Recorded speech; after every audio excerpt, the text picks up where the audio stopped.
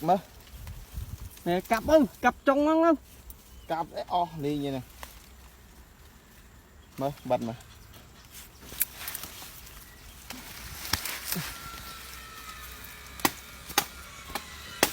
đây có bắt vô có bắt nó ở trường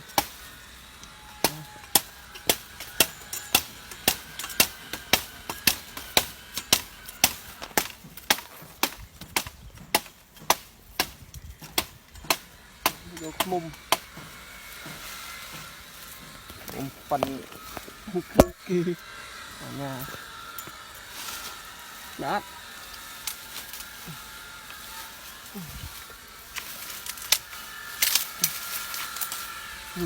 can bắt đó chụp o hỏi này vô mệt nữa cơ đó là chọc nó màu vô mà tật muốn phơi nó ạ chọc à mùng o ly này vô o hỏi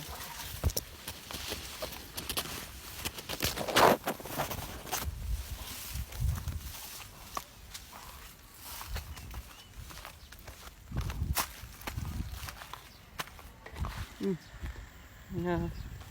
rồi mai sao bèo lên không liệt